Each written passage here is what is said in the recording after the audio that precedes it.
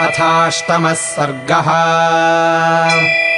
ततो नीलाम्बुदप्रख्यः प्रहस्तो नाम राक्षसः अब्रवीत् प्राञ्जलिर्वाक्यम् शूरः सेनापतिस्तदा। देवदानवगन्धर्वाः पिशाचपतगोरगाः सर्वे दर्शयितुम् शक्याः किम् पुनर्मानवौरणे।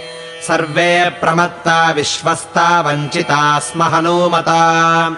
न हि मे जीवतो गच्छेज्जीवन् सवनगोचरः।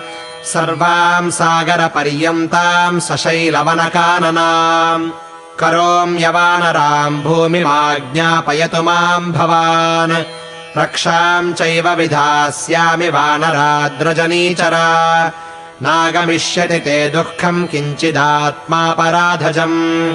अब्रवीत्तु सुसङ्क्रुद्धो दुर्मुखो नाम राक्षसः।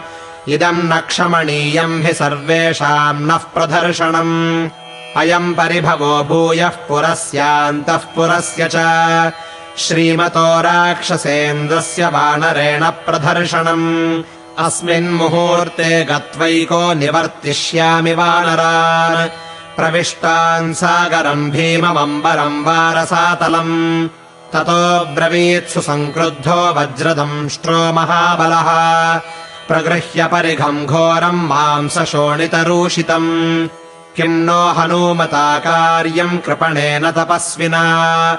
रामे तिष्ठति दुर्धर्षे सुग्रीवेऽपि सलक्ष्मणे। अद्य रामम् स सुग्रीवम् परिघेण सलक्ष्मणम्। आगमिष्यामि हत्वैको विक्षोभ्य हरिवाहिनीम्। इदम् ममापरम् वाक्यम् शृणु राजन् यदिच्छसि। उपायकुशलो ह्येव जयेच्छत्रूनतन्द्रितः। कामरूपधराः शूराः सुभीमा भीमदर्शनाः। राक्षसा वा सहस्राणि राक्षसाधिपनिश्चिताः। काकुत्स्थमुपसङ्गम्य बिभ्रतो मानुषम् वपुः। सर्वे ह्यसम्भ्रमा भूत्वा ब्रुवन्तु रघुसत्तमम्। प्रेषिता भरतेनैव भ्रात्रा तव यवीयसा। स हि सेनाम् समुत्थाप्य क्षिप्रमेवोपयास्यति। ततो वयमितस्तूर्णम् शूलशक्तिगदाधराः।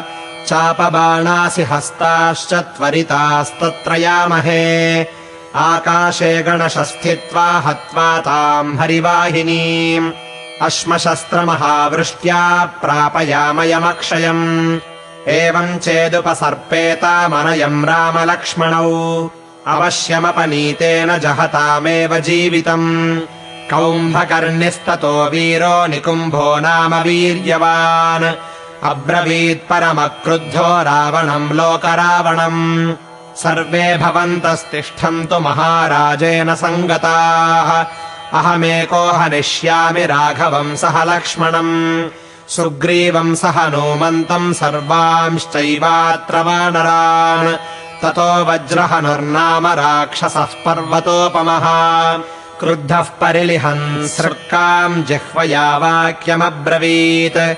स्वैरम् कुर्वन्तु कार्याणि भवन्तो विगतज्वराः। एकोऽहम् भक्षयिष्यामि ताम् सर्वाम् हरिवाहिनीम्।